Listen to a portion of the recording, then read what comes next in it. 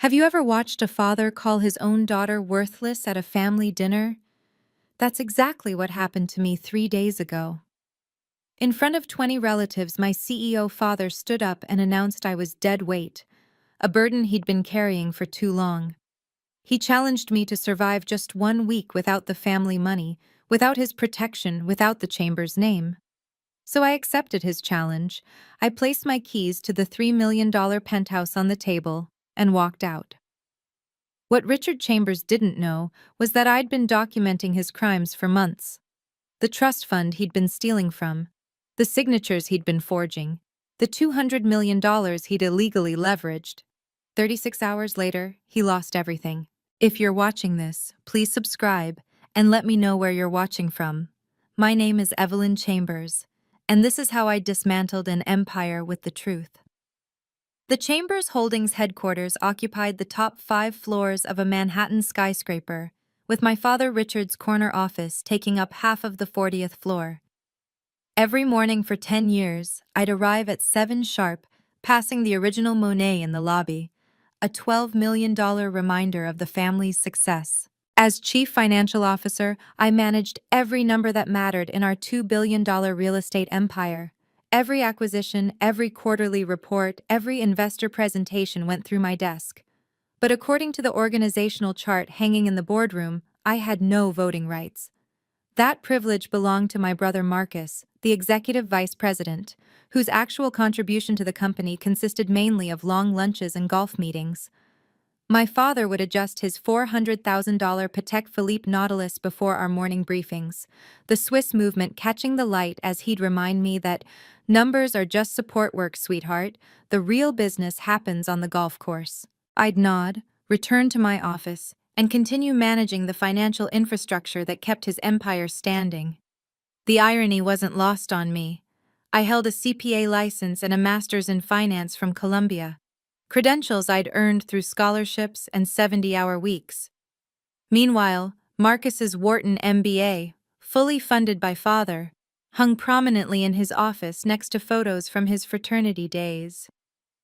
The Hermès briefcase I carried wasn't a gift. I'd bought it myself after closing a particularly complex merger that saved the company $40 million in taxes. Father took credit for that deal in the board meeting, of course. Marcus had presented my analysis as his own strategic vision. For 10 years, I'd been the invisible foundation holding up their golden tower. They just never expected the foundation to walk away. The pattern established itself early in our careers at Chambers Holdings. I'd spend 3 weeks preparing the quarterly financial analysis, revenue projections, market comparisons, risk assessments down to the decimal point.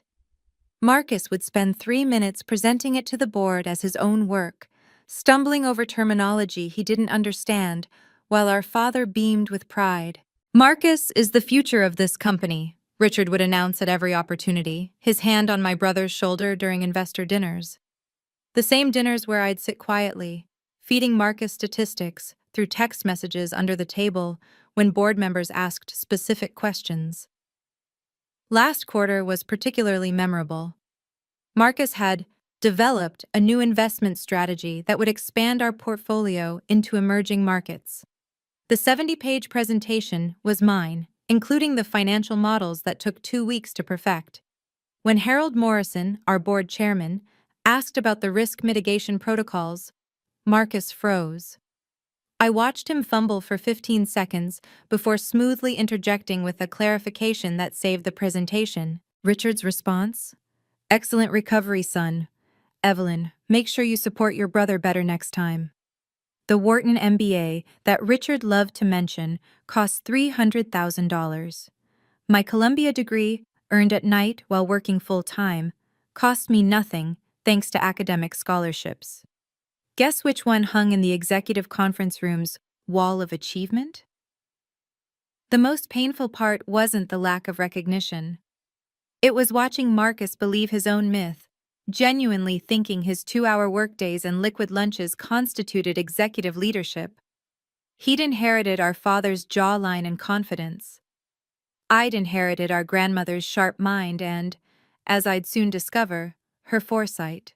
The question everyone would ask later was why I tolerated it for so long. The answer was simpler than they'd expect. Judith Chambers died in 2015, leaving behind more than just grief. My grandmother had built the foundation of Chambers Holdings alongside my grandfather, though her name appeared nowhere in the company history.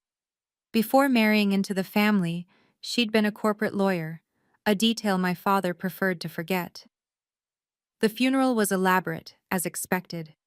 500 guests, white orchids flown in from Thailand, a string quartet playing her favorite Vivaldi.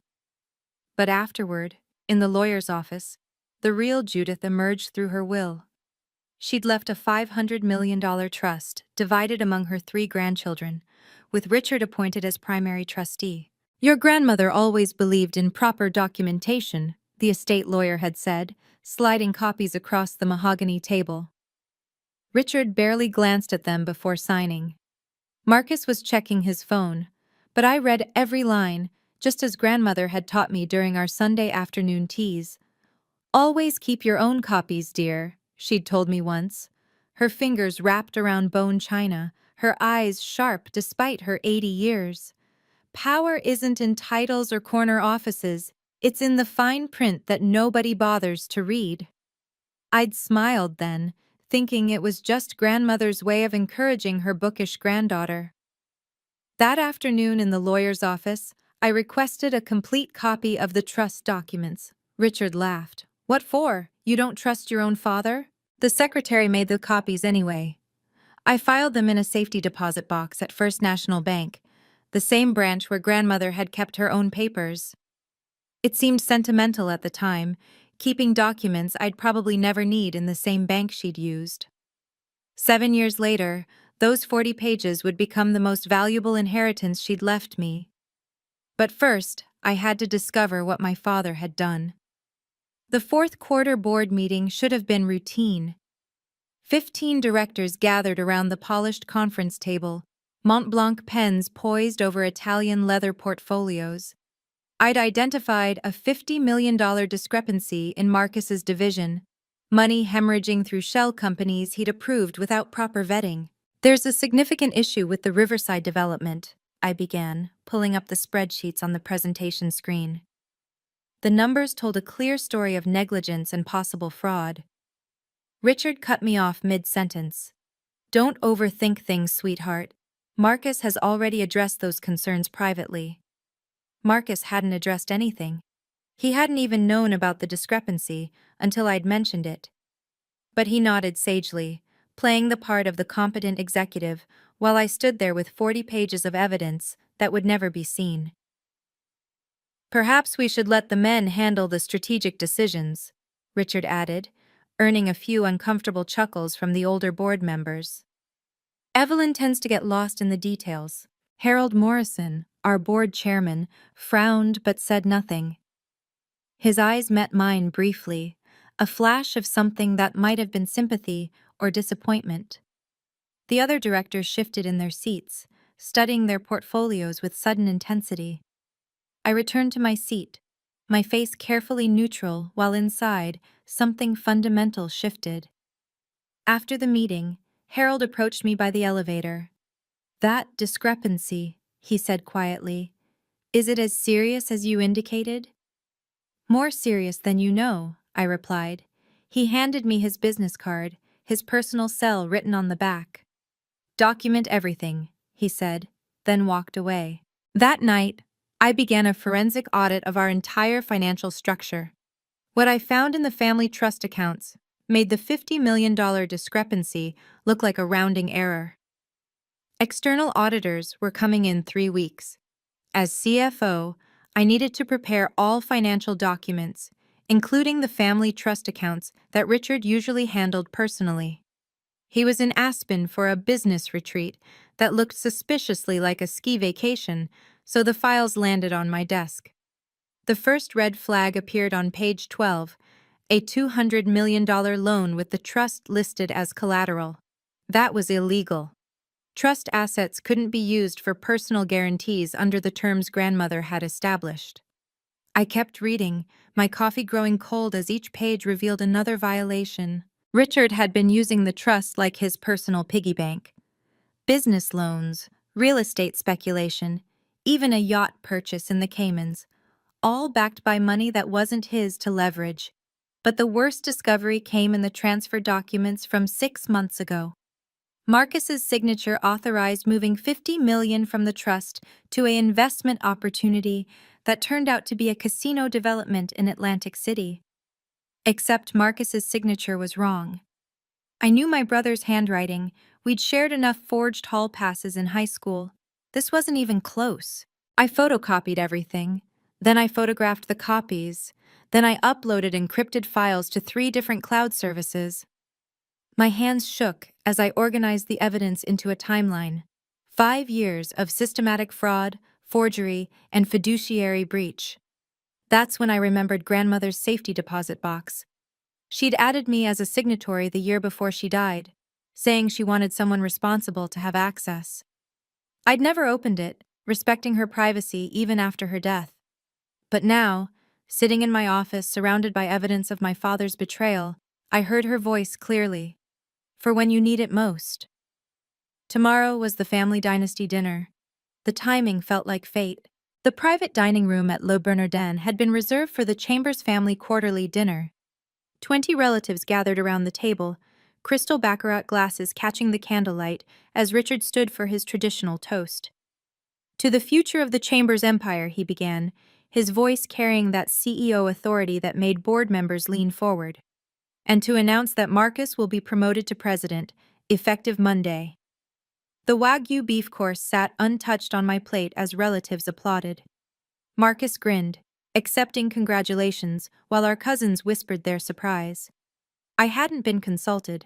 The CFO hadn't been informed about restructuring that would affect every financial document in the company. 30 years building this empire, Richard continued, his hand on Marcus's shoulder. And I couldn't be prouder to see my son ready to take the reins, to family loyalty above all else. 20 glasses rose. Mine remained on the table. Richard's toast continued for 5 minutes, acknowledging various family members' contributions. Our cousin James's new gallery, Uncle Robert's golf championship, Marcus's brilliant strategic vision. My name never came up. At least you have a steady job, Aunt Susan whispered to me as dessert arrived. Not everyone can say that in this economy. I smiled, nodded, and said nothing. Inside, I was calculating. The trust documents in grandmother's safety deposit box, the evidence on my laptop, the business card Harold Morrison had given me, the merger meeting scheduled for Monday morning. Marcus was laughing at something our cousin said, confident in his promotion. Richard was holding court, the patriarch in his element. Neither of them noticed me checking my phone, reading the email from Margaret Sullivan at First National Trust. Received your inquiry. We should discuss your grandmother's provisions immediately. The champagne toast was still happening when I quietly excused myself for the restroom. Instead, I made a call. If you've ever felt undervalued in your own family, please leave a comment below. I read every single one. And if this story resonates with something you've experienced, don't forget to subscribe so you won't miss what happens next. Because what occurred in the next 24 hours changed not just my life, but the entire power structure of the Chambers family forever. Now, let me tell you about the moment everything exploded. Richard wasn't finished. As the dessert plates were cleared, he stood again, his Cartier cufflinks catching the light as he gestured for attention.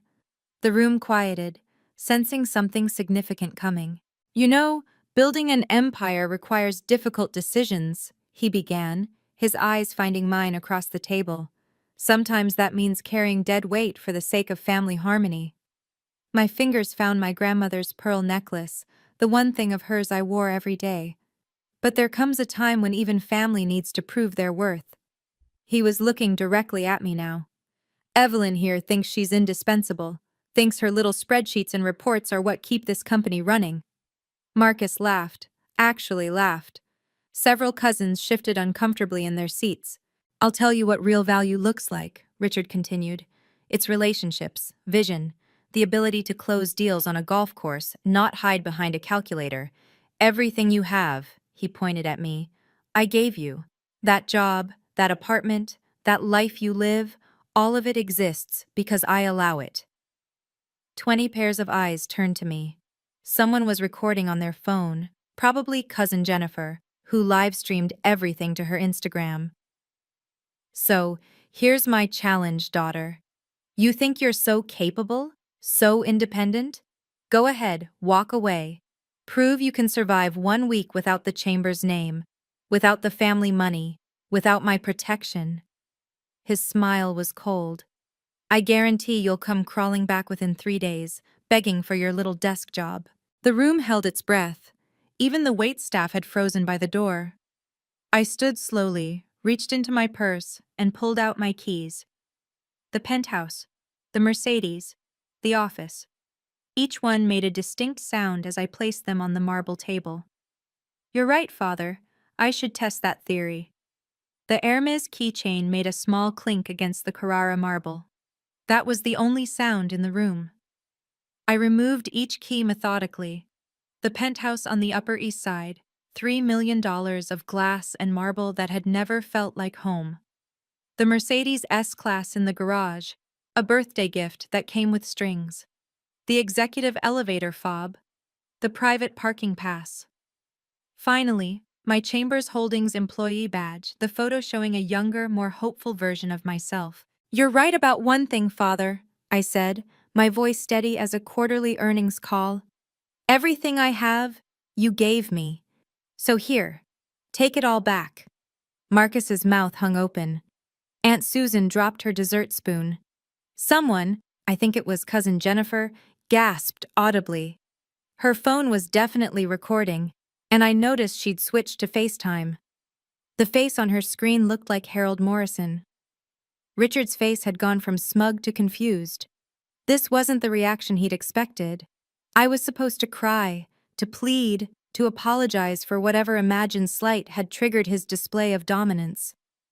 Evelyn, don't be dramatic, my mother finally spoke, her voice thin with embarrassment. I'm not being dramatic, I replied, unhooking the pearl necklace, the only thing I'd keep. I'm being practical. Father's made a valid point. I should discover what I'm worth without the Chamber's name. I picked up my purse, my own purchase, from my own salary, and walked toward the door. 20 relatives watched in stunned silence. This is ridiculous, Richard called after me. You'll be back tomorrow, begging. Maybe, I said, pausing at the door. But somehow, I doubt it. The last thing I heard before the door closed was Marcus saying, "She'll be back by morning." If only they knew what morning would actually bring. The Motel 6 sheets were rough, but my conscience was clear. I'd paid cash for 3 nights, using bills from my personal emergency fund, $50,000 accumulated over 10 years from birthday money, tax refunds, and small bonuses that Richard didn't know about. Money that had never touched a Chambers account. My phone buzzed constantly on the nightstand. 47 missed calls from Mother, 12 texts from Marcus, ranging from "stop being dramatic" to "you're embarrassing the family" to "Dad's going to disown you." Richard's email arrived at 11 p.m. Report to the office by 9 a.m. Monday, or consider yourself terminated. This childish tantrum has gone far enough. I didn't respond. Instead, I opened my personal laptop, a refurbished ThinkPad I'd bought in college, and began organizing the files I'd copied. Trust documents, forged signatures, illegal loans, each piece of evidence categorized and cross-referenced. At midnight, I called Margaret Sullivan. "Ms. Chambers," she answered on the first ring, despite the hour. "I've been expecting your call for 3 years." "You have?" "Your grandmother predicted this moment. She said Richard would eventually push you too far, and when he did, you'd need help. I'm the senior trust counsel at First National. We've been monitoring certain irregularities in your father's management of the trust." "How bad is it?" "Bad enough that the board of directors should be informed. Bad enough that criminal charges are possible. Bad enough that you, as primary beneficiary, have grounds to invoke Article 7. Article 7, Independent Trustee Provision. I'd read it a dozen times but never imagined using it. "There's a board meeting Monday morning," I said. "A merger vote." Perfect timing. I'll need you at First National at 8 a.m. Bring everything. My phone buzzed again. This time, it was Harold Morrison. By Sunday morning, the family panic had reached critical mass. Mother called every hour, her voicemails evolving from stern disappointment to barely concealed hysteria. Your father's locked himself in his study. The merger lawyers are asking questions.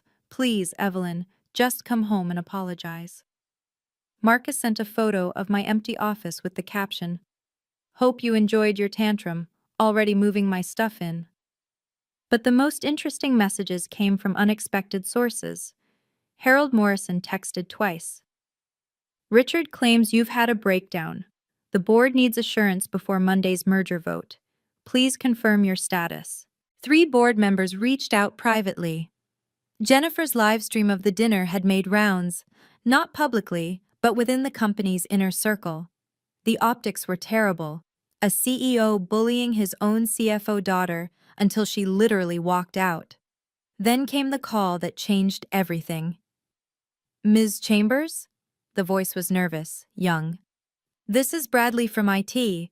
I know you're not technically with the company right now, but there's something you should know.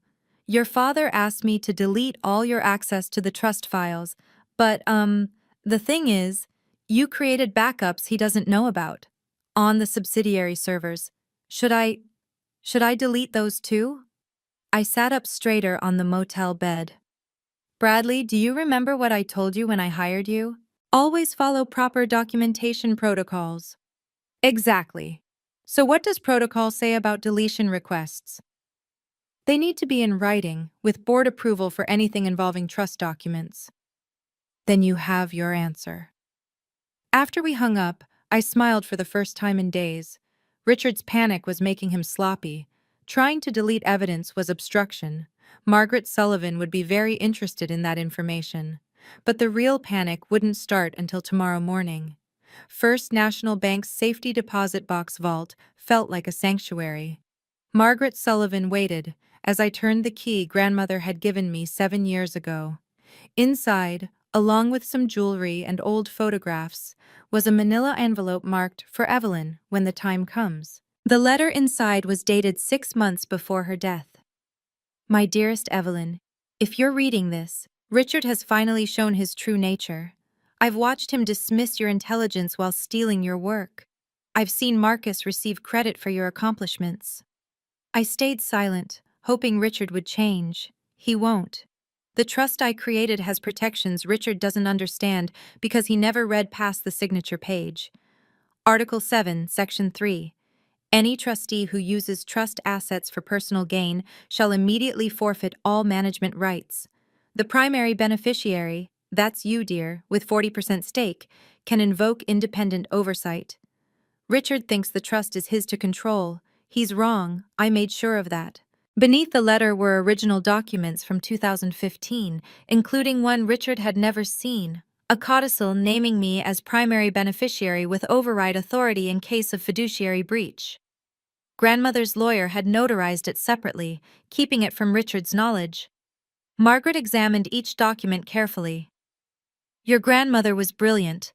These provisions are ironclad. With the evidence you've gathered of Richard's violations, we can freeze his control immediately. What about the merger meeting tomorrow? That's where we make our move. Public accountability at its finest." She smiled, reminding me of grandmother. "Richard's about to learn what happens when you underestimate the women in his family." I thought about Richard and Marcus, probably celebrating my absence, planning their merger, confident in their power. They had no idea what was coming. Margaret Sullivan's office occupied an entire floor of First National's headquarters. As senior trust counsel, she commanded a team of 20 lawyers. 3 of them sat around her conference table, documents spread before them like battle plans. "Your grandmother retained me personally in 2014, Margaret explained. She suspected Richard would eventually abuse his position. I've been documenting irregularities for 3 years, waiting for a beneficiary to act." "Why didn't you contact me sooner?" "Without a beneficiary complaint, I had no standing. Your grandmother made me promise to wait until you came to me. She said you'd know when the time was right." The evidence was worse than I'd discovered. Richard had taken out 5 separate loans against the trust, totaling $300 million. Marcus had signed off on transfers that moved funds to offshore accounts. They'd treated the trust like a corporate slush fund. The beauty is, Margaret continued, they violated the exact provisions your grandmother highlighted. She knew her son's weaknesses, arrogance and greed. The trust documents include specific penalties for these exact violations. Such as? Immediate removal as trustee, freezing of all trust-related assets. And here's the best part. Any business decisions made using trust funds as leverage become voidable. That includes tomorrow's merger. Harold Morrison had been copied on our filing. His response was immediate. The board needs to be informed. This is material information affecting a major transaction. Will you come to the meeting? I asked Margaret. With pleasure. Your grandmother was a dear friend. She'd be proud to see Richard finally held accountable. She paused. You realize he'll never forgive you for this. I thought about 20 relatives watching him humiliate me, about 10 years of stolen credit, about being told I was worthless. He never valued me anyway. At least now he'll respect the consequences. 10 years of financial expertise was about to pay off in ways father never imagined. I spent Sunday night in Margaret's conference room, assembling what she called the most comprehensive breach of fiduciary duty case she'd seen in 30 years. Every document told a story of systematic abuse. The loan documents were damning enough, Richard's signature authorizing the use of trust assets as collateral for his personal real estate ventures. But Marcus's involvement was what would trigger criminal investigation. 3 forged signatures on transfer authorizations, moving $50 million to accounts in the Caymans. Accounts that, coincidentally, paid for his gambling debts and his mistress's Miami condo. This email particularly interests me. Margaret highlighted a message on her screen. Richard to Marcus, dated 6 months ago. The trust is just family money anyway. Move what you need, we'll paper it later. Then there was the recording. Bradley from IT had sent me something else. Audio from the board's executive session last month. Richard explicitly discussing borrowing from the trust until the merger closes. Harold Morrison's voice asking, "Is that legal?" Richard's response, "I'm the trustee. I decide what's legal." We organized everything into a presentation, charts showing the money flow, timelines of each violation, side-by-side comparisons of real versus forged signatures. The forensic accountant Margaret brought in called it beautifully devastating. "One question," Margaret said as we finished. "Why now? You could have exposed this months ago." "He had to push me out first," I replied. "Otherwise, it would look like a power grab. Now, I'm just a concerned beneficiary protecting her inheritance from outside the company." Margaret smiled. "Your grandmother would appreciate the strategy. Tomorrow's board meeting will be very interesting indeed." The merger documents sat on Richard's desk, waiting for signatures that would never come. Sometimes real power isn't what others give you. It's what they don't know you already have. If you're following this story and feeling that connection to your own experiences, please like and share this with someone who needs to hear it. The climax is about to unfold in the place where my father felt most secure, his own boardroom. What happened next is something those board members still talk about today. Monday morning, 9 a.m. sharp.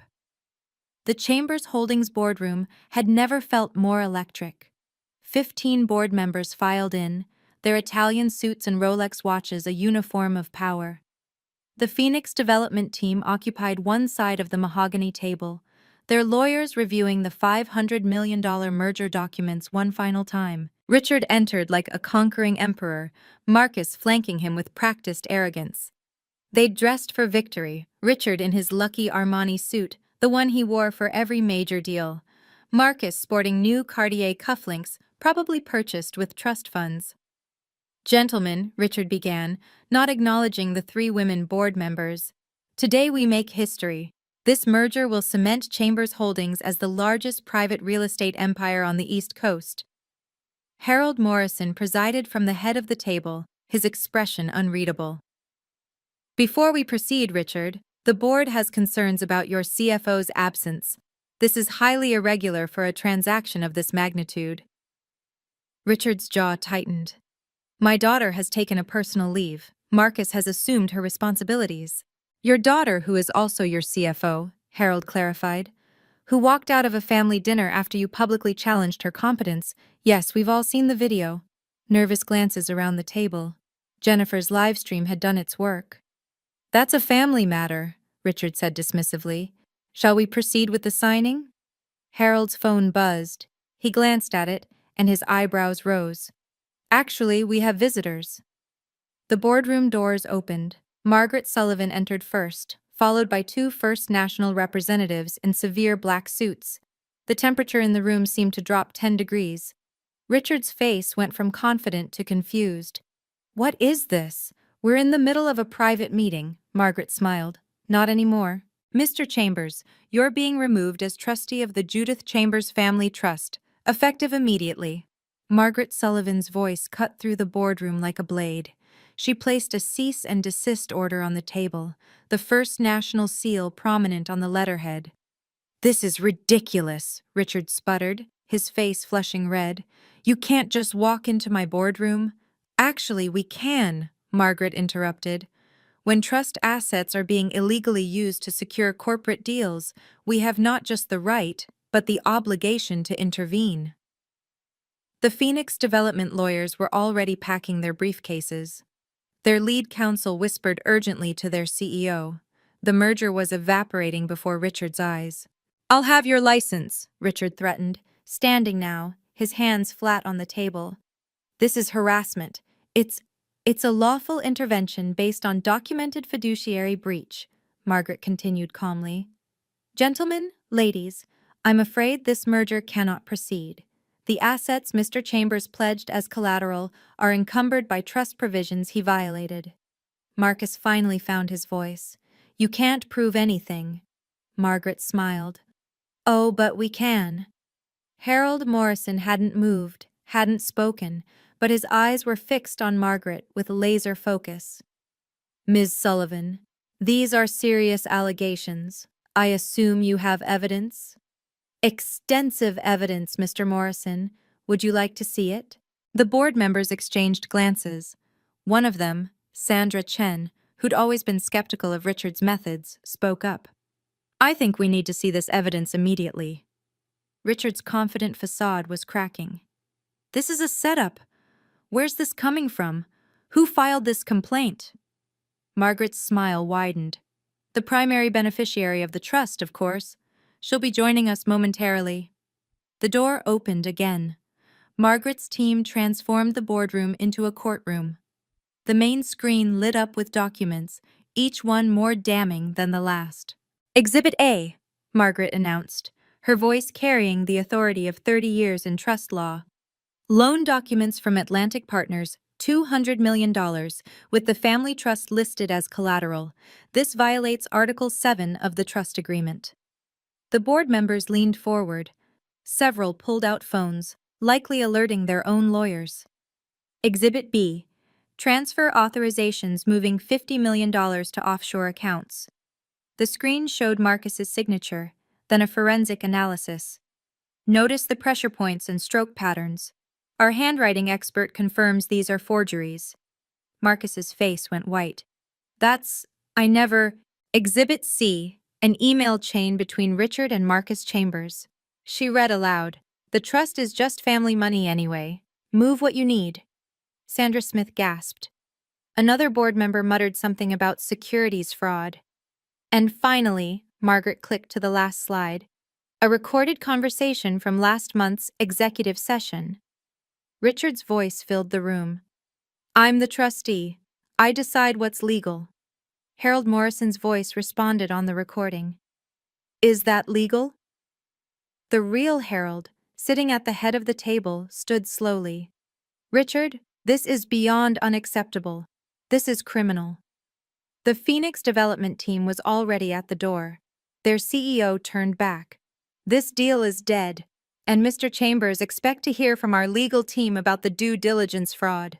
Richard slumped in his chair, his $400,000 watch catching the light as his hands trembled.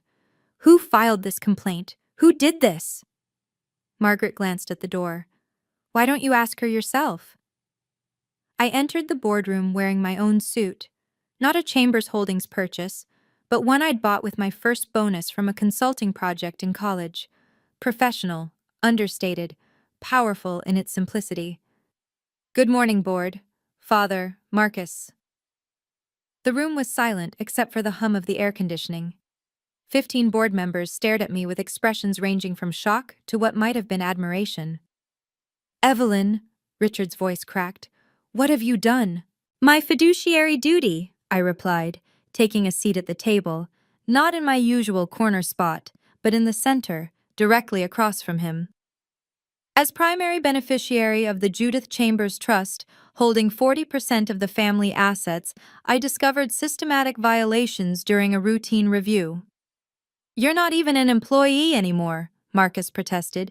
You can't be here. I'm here as a trust beneficiary, not an employee. When I found evidence of fraud during my final audit last week, I had an obligation to act. I placed my folder on the table. I gave you the chance to come clean at dinner, Father. You chose to humiliate me instead. Harold Morrison spoke carefully.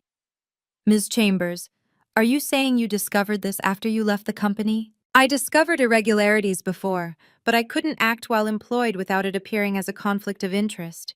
You said I wouldn't last a week without the family, Father. I met his eyes. It's been 36 hours, and you've lost control of $200 million. Sandra Smith actually smiled. Motion to hear Ms. Chambers' full report. Seconded, said 3 voices simultaneously. Richard's empire was crumbling, and everyone in the room knew it.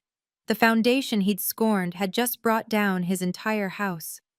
Harold Morrison stood, his 6'4" frame commanding absolute attention. For 20 years he'd been chairman of this board, and I'd never seen him this angry. Richard, this is unacceptable. You've exposed this company to massive liability, violated federal securities law, and destroyed a crucial merger through your criminal behavior.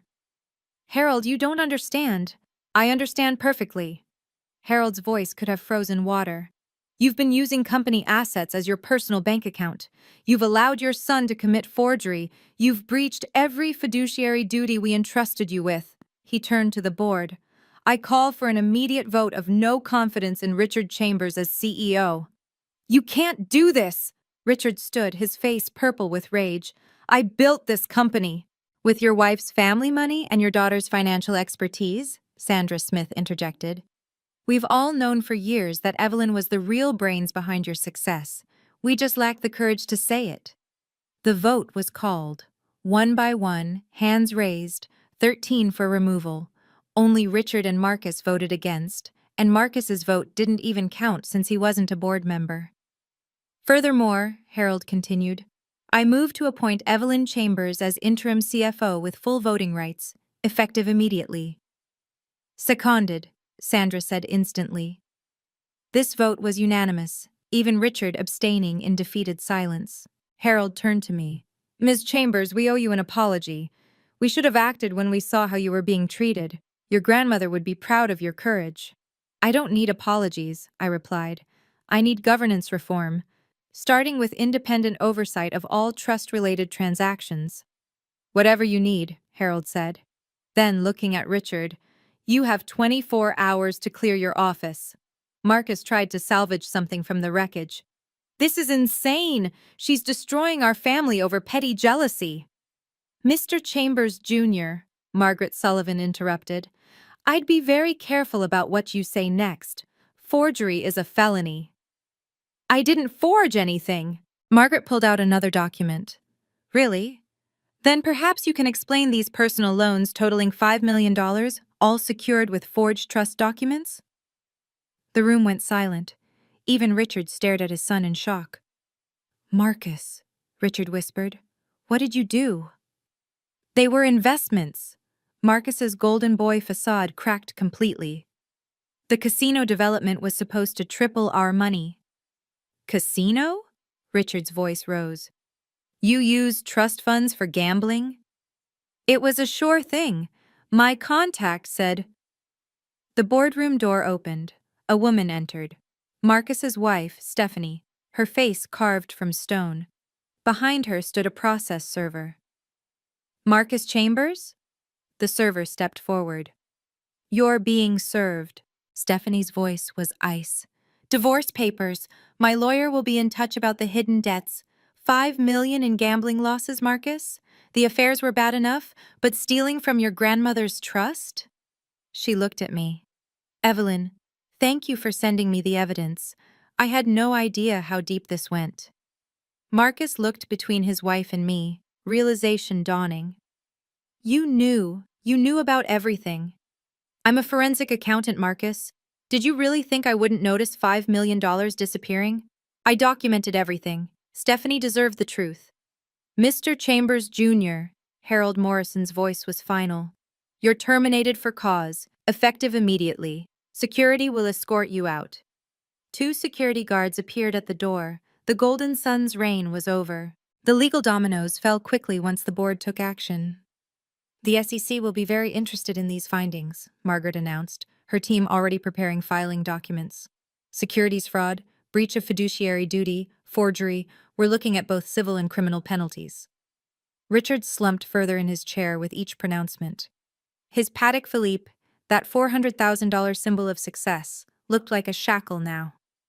The immediate consequences, Margaret continued, addressing the board, are as follows. Mr. Richard Chambers is permanently removed as trustee. The $200 million in trust assets are immediately frozen and will be recovered. All illegal loans are void. What about the company? Sandra Smith asked. The company assets are separate from the trust.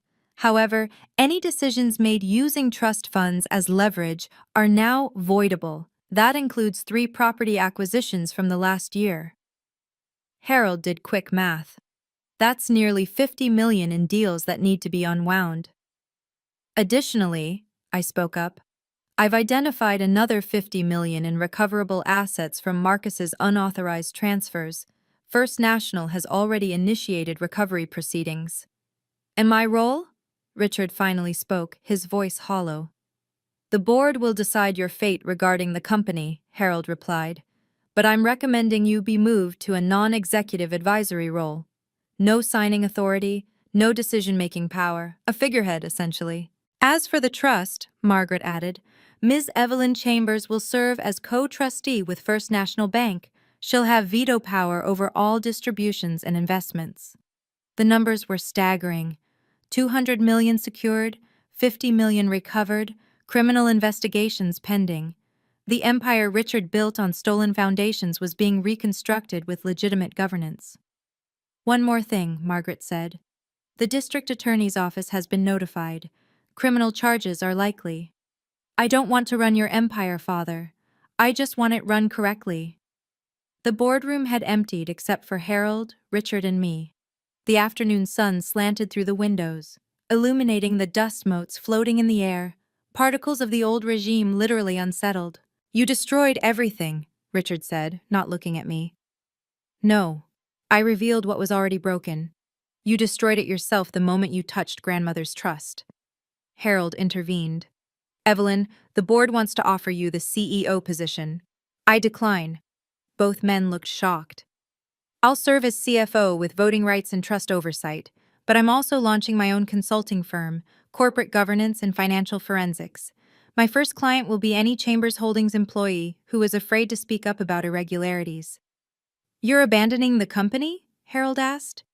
I'm establishing boundaries. I'll ensure the company's financial health and protect the trust assets, but I won't sacrifice my life for an organization that watched me be humiliated for years. I stood gathering my documents. Father, going forward, you'll need my approval for any transaction over $1 million. Any trust-related decision requires my signature. Any board presentation goes through my review first. You're enjoying this, Richard accused. No, I'm establishing the oversight that should have existed from the beginning. Grandmother knew you'd need boundaries. She just trusted me to enforce them. I moved toward the door, then paused. The family dinners can continue, but I won't attend unless I'm treated as an equal. That means no more toasts that ignore my existence, no more credit stolen, no more little spreadsheets comments. And if I refuse? Then you'll see me only in boardrooms and depositions. Your choice, Father. The family reactions varied predictably. Mother called Tuesday morning, her voice a mixture of reproach and reluctant admiration. You could have handled this privately, Evelyn. I tried. For 10 years I tried. You watched him humiliate me at every dinner, every holiday, every family gathering. You never once spoke up. Silence. Then, I know. I was a coward. I'm sorry. It was the first apology I'd ever received from her. The cousins divided into camps. Jennifer, who'd live-streamed the dinner, sent a message. That was the most badass thing I've ever seen. Grandmother would be so proud. Aunt Susan called personally. We always knew you were the smart one, dear. Richard needed this wake-up call. Perhaps now he'll value what he has instead of what he thinks he deserves. Others were less supportive. Uncle Robert, Richard's golf buddy, sent a scathing email about family loyalty. I didn't respond. His own financial records showed he'd benefited from Richard's illegal loans. The SEC would be visiting him soon. Marcus had fled to Europe with what money he could access, leaving Stephanie to clean up his mess. She sent me flowers with a note. Thank you for the truth. Richard refused all contact. He'd moved to the guest house on the estate, unable to face the empty penthouse I'd walked away from. Mother said he spent his days staring at grandmother's portrait in his study. 3 employees from Chambers Holdings reached out privately, thanking me for exposing the toxic culture. They'd been afraid to speak up about Marcus's harassment and Richard's bullying. Now they had hope for change. I didn't destroy the family, I told Harold when he asked about the fallout. I revealed what was already broken. Sometimes that's the only way to heal. Success is sweeter when you know you earned it. Within a month, Chambers Holdings stock rose 12%. The market loved the governance reforms and independent oversight.